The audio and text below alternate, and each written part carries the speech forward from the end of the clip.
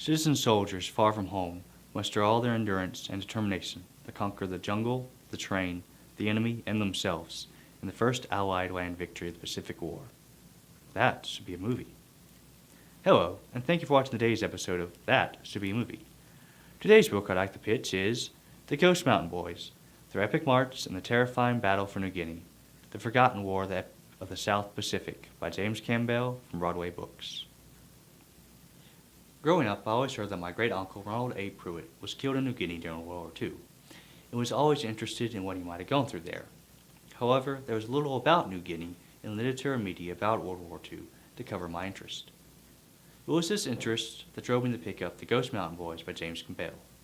While the book does not cover the period in which Private Pruitt was killed, it brings to life a forgotten part of the war from the perspective of the American and Australian high commands, the Japanese officers, a Japanese-American soldier, and the soldiers of the 23rd Infantry Red Arrow Division. The 23rd Infantry was made up mostly of National Guard units from Wisconsin and Michigan, and was originally intended to be deployed to Europe. Hence, it was not properly trained for jungle warfare. Where tanks were rendered useless by the train, it was not properly equipped. Without proper medicine and mosquito netting, the division saw 90% casualty rates, mostly from disease. By the time the division made it over the Ghost Mountain Trail to attack the enemy position at Buna, its ranks were so decimated that cooks and other support personnel were sent to the front lines to fight.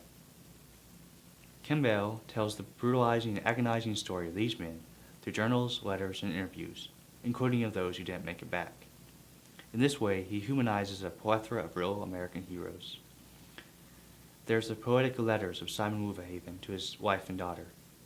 There's the Polish-American friends, Dash Grabinski and Sal Swarovski. There's the Gambler, Gus Bailey. There's the Italian-American, Samuel DiMaggio, who sees the draft as escape from the iron mills.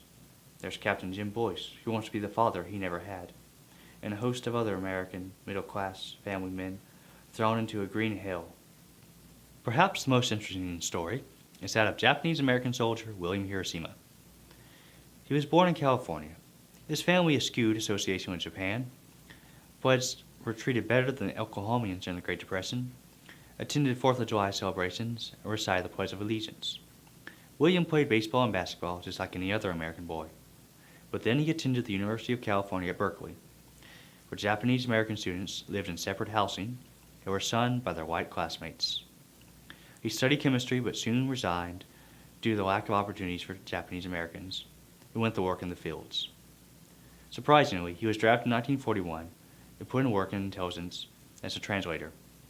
While stationed in the South Pacific, he learned that his family had been rounded up and were living in a horse stable in an internment camp.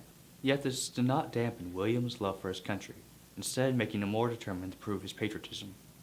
He did this against great odds as he suffered along the jungle trails with his comrades. The Americans were suspicious of him for being Japanese American, and if captured, the enemy would torture him for being American Japanese.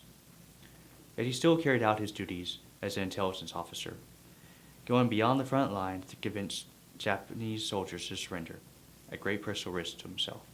I believe that William Hiroshima and all the other Americans who fought in New Guinea need to be remembered.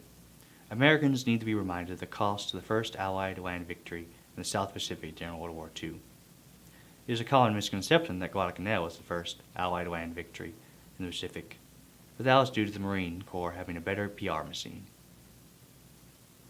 The story is told of some Marines recuperating in a hospital and talking about what a rough time they had had on the canal. Yet, when they found out that a nearby soldier had received his Purple Heart and other medals in New Guinea, they no longer talked about Guadalcanal out of respect. If the Marine Corps could have that kind of respect for the citizen soldiers who fought and died in New Guinea, then I think it's high time that the Ghost Mountain Boys be honored with a movie. Thank you for watching. Please subscribe, and let us know in the comments section what forgotten part of World War II you think should be a movie.